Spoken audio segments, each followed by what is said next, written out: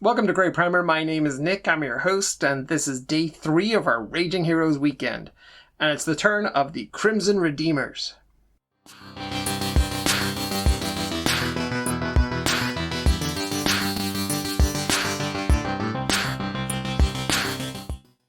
And again, like the Davidians, we're looking at the Raging Heroes, Sisters of Eternal Mercy, Crimson Redeemers, All-Star Command, and Troopers, Toughest Girls of the Galaxy.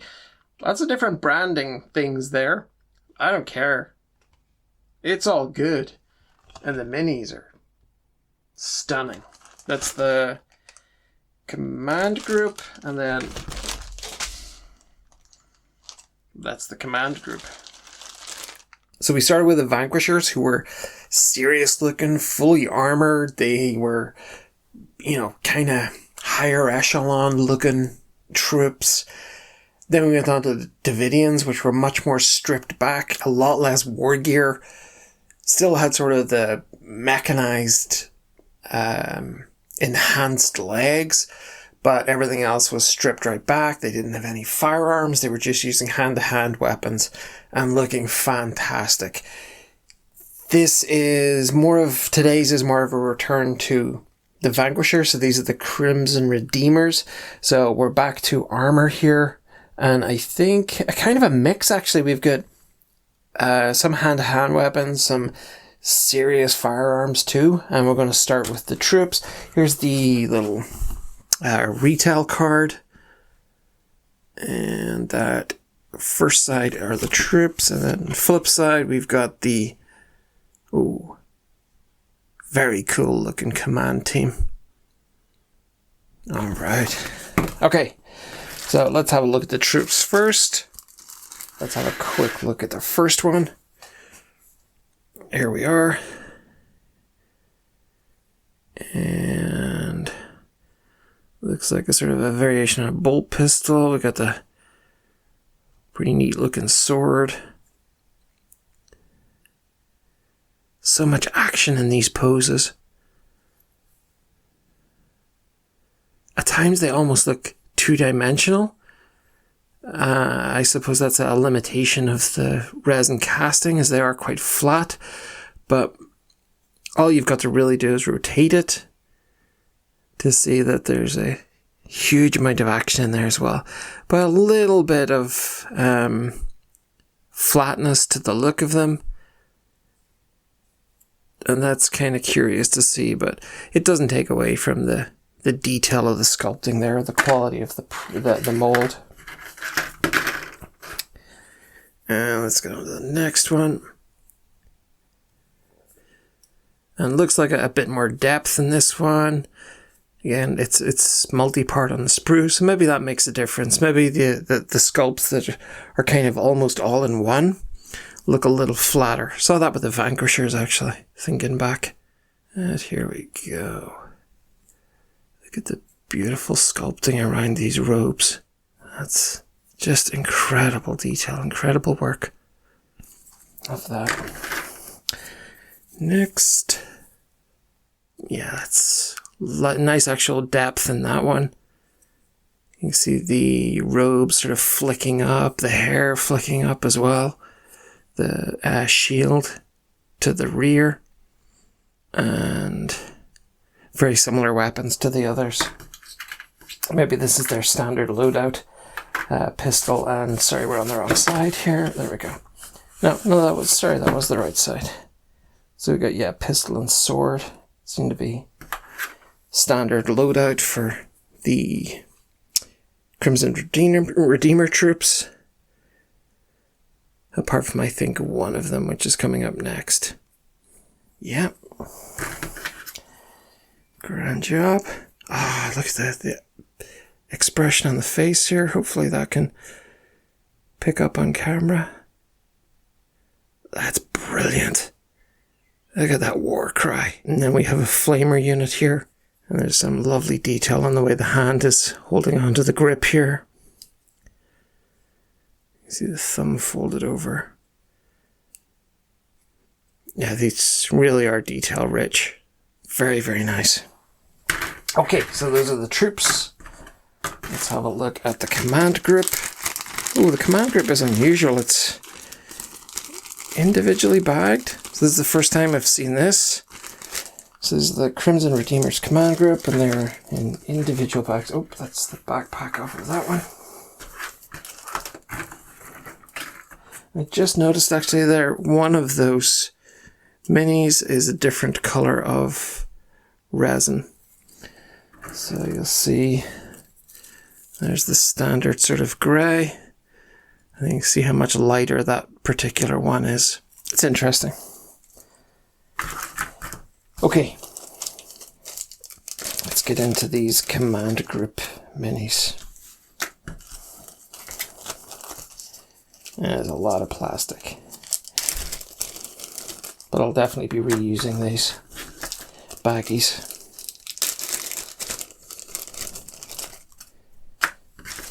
Haven't quite found a use yet for cast off resin. Maybe somebody out there has a suggestion. I've certainly got plenty of uses for cast off sprues now. They can be melted, they can be added to plastic cement to create kind of a, you can paint it on as a sort of a putty, as a filler. That's pretty effective. But for resin, no, I haven't really come up with anything yet. But anyway, the command group have been pretty spectacular so far in the two groups of minis I've built from Raging Heroes. I'm liking that weapon. The screaming face as well. And the hair is beautiful. I haven't had a huge amount of success in painting hair up to now. So that's something I'm going to have to upskill on to make the best of these minis. Because it's just such incredible flowing locks here. And I think it's something you can create a huge amount of impact with these miniatures if you get the hair just right. Oh, that's a cool looking sword. Is that the same as the others or different? Then we got a bolt pistol there as well, so this is sort of consistent weaponry with the standard troops within the Crimson Redeemers. Let's look at this grey one, light grey one. Oh wow, like what looks like a book or something here. Yeah, like a strapped in book on top of the backpack. I suppose this could be like a librarian figure, something like that. And the corona around the head there as well. I can't get over the detail on these faces. I mean, they've almost got personalities just looking at them. Fair play to the sculptors. Looks pretty standard. And then we've got this, the upper torso and head. See if I can get that to focus. Oh, wow. There's nothing standard about that. Even the eyebrows and everything. That's something I noticed in the renders. They showed the raised eyebrow sections. I never thought you'd actually see it in the miniatures themselves. I thought it was just a render thing that couldn't come across in the minis, but they've done it. I'm not sure, these like tassels hanging off this pistol, or maybe it's just the cast off. We'll check that out when we're cleaning it up. And here's the final one. Not sure where she starts and where she ends. How do they fight in these heels? Seriously, I guess practice is how they fight in those heels. I can see her face in there. Kind of a flat look to that one as well. A little bit, but we'll see what it looks like when it's constructed. Okay, be back in a sec. Okay, I'm back with the Crimson Redeemers, and I gotta say, out of the 4 lots that I built, this one gave me the most work. This one was the challenging one, and at times a frustrating one, and I don't know why. I don't know whether it was the molds or what's going on there. Maybe it was the production run that was done, but there were bubbles, there were some gaps, there were just a few issues dotted around, and these ones were these took that bit more work. I'm getting a bit of shine off this, which might be distracting, so I'm just going to move that out of the way. That's just the retail insert. You'll see the troops there. And then the command group for the Crimson Redeemers. So let's go through and I'll explain what I meant about just the few issues. Apologies for the one blue base. Most of the Raging Heroes minis came with 25mm bases, and I wanted them all in 32s. It was at that point I discovered I didn't have enough 32s, so I had to dig through the archives to see what other 32mm bases I could find. I've now got a whole bunch of 25mm, and unusually I put all of my Blood Bowl onto 25mm, so it's perfect. It's all going to work out. But anyway, let's have a look at the first of the Crimson Redeemer's troops. And yeah, we had a gap. So there was a quite a big gap in the mold here. Whatever way this one would come out, I had to fill it in with, I think that was Vallejo acrylic putty. Is that what it's called? And I was able just to make up the gap there. Apart from that, I'm just going to obscure that so you can see sort of the rest of the detail in the miniature. It looks fantastic, an amazing looking sword. I don't think it's a chain sword. I think it's I'm not even sure if it's powered, but it looks gorgeous anyway. That serrated edge on it, almost a medieval sort of hilt. Yeah, really lovely. And again, nice detail around the bottom of the robes there and everything. A really beautiful armor detail, so you'll be able to pick out a lot of that with the different color schemes within the different orders if you are using these as a Sisters of Battle army. But yeah, just that little bit of annoyance of the gap in the resin. It was kind of shiny and it looked almost like a big bubble or something like that. And it was just nothing there. There was just a hole. With this one, I found this really hard to get onto the base. So with this one, I ended up using like an ogre head. You can see like a severed ogre head. That was actually a Blood Bowl ogre. And she's sort of jumping off of that as she shoots. So it gave it a nice kind of feel to it. Loads of action. Loads happening there. And I kind of like the way that one turned out. But that had initially given me a lot of frustration because I just didn't like the way it was connecting to the base. And then I came up with that little solution. So next one here. No issues with this one regarding sort of stability, 2 solid enough contact points to the base. Mind you, they are wearing these incredible high-heeled boots. Absolute respect for being able to go into combat wearing those. Amazing, really. And some lovely detail in this. Hopefully you can see that snake wrapped around her left leg coming up from the ground. I think that is such a cool little touch. And hadn't noticed it when it was on the website or anything, just that little detail. As you can see, I drilled the barrels and everything, even on the little bolt pistols. But a lovely pose. Great drama in this. Little bit flat profile-wise. That's kind of something that I spotted in the first lot I went through, the Vanquishers. That one of the minis had very flat profile, and this seems to be quite similar. With so many of them having such lovely depth, like this one here, you'll see in a second. It does stand out when you get one that's especially flat. This is a really lovely sculpt. Look at the way the hair flicks up at the back as well, and everything is going in the same direction. So the robes and all of this ornamentation and everything, all these relics and I guess ceremonial items, they're all, the wind is pushing them all the same way. It makes sense. And the pose is just very cool. Loving that.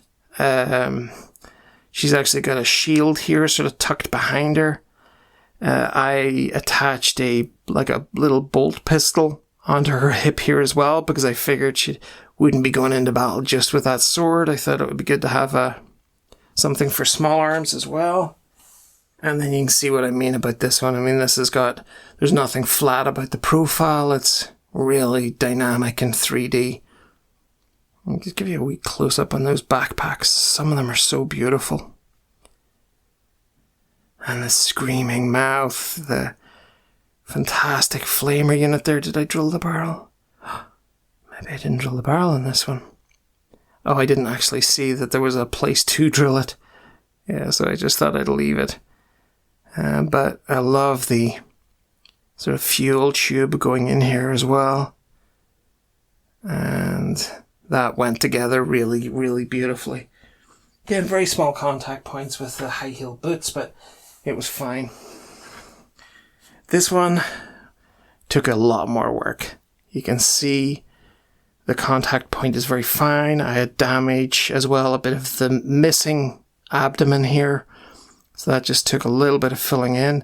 And you can see I actually used a piece of sprue here. I just sort of cut it up, made it look like a rock. And of course, when this is all primed, it'll look much cleaner. But you can see how tiny that contact point is. Now, I do think that some of these came with a piece of plastic to fit into a slaughter base. And I know that at times I was like, oh, I'll just snip this off because I want to, and then, because I knew that I wasn't putting them onto slaughter bases. And I think that for some miniatures, just be very careful if you are putting these together. If they do have that piece of sort of that guide plastic that would go into a slaughter base, leave it on, because that contact point is utterly tiny. And it really took me to get that piece of sprue in base onto the base to get it to work. I think it works in the end. I'm really pleased with actually how that looks, that she's kind of just sort of stepping on that rock and kicking off from there. And I like the pose as well. I like the drama in it. And it works very well. Like other miniatures in this Sisters of Eternal Mercy range, the backpacks tend to just sort of not live anywhere comfortably. You just kind of put a bit of glue on, sort of, give them a little shimmy, and find a place where they just kind of sit and look like they're central, look like they're not too high up, not too low down.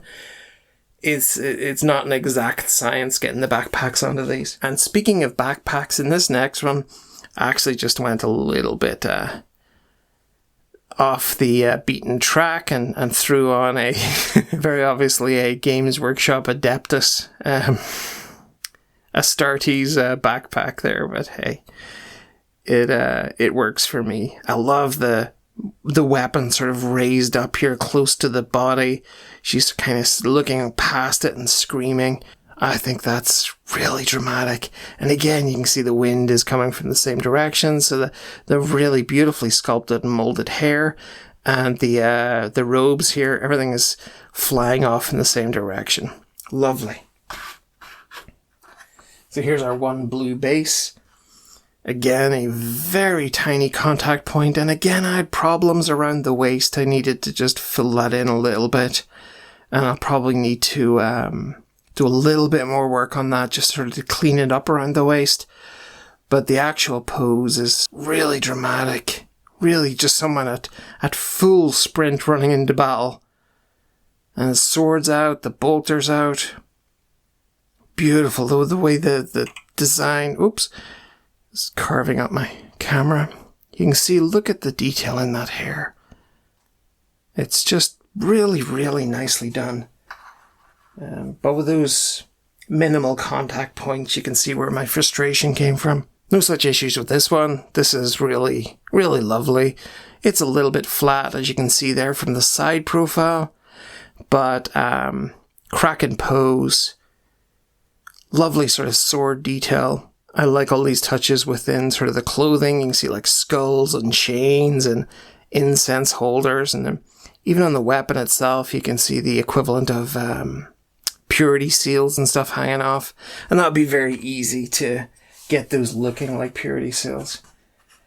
And then our final one in the Crimson Redeemers. This is from the final of the command group as well. And just looks so killer. Like there's so much going on here. The spikes around the headdress there. The book on the stand at the back coming out of the backpack. The sword just sort of resting on the shoulder, kind of resting on the backpack there as well, the way that came. You've got her standing on, are they skulls or something not very pleasant anyway. And I think it's really beautiful looking mini. Has she got a shield? Yeah, so she's holding a shield. I'm not sure if I was able to fit a sidearm there. No, I don't think I did. I think there was an option. I think I saw it on one of the images. There was a bolt pistol just here, but it just felt too close to the sort of the crook of that arm. It just didn't feel right to me. But a really strong looking mini there to finish on.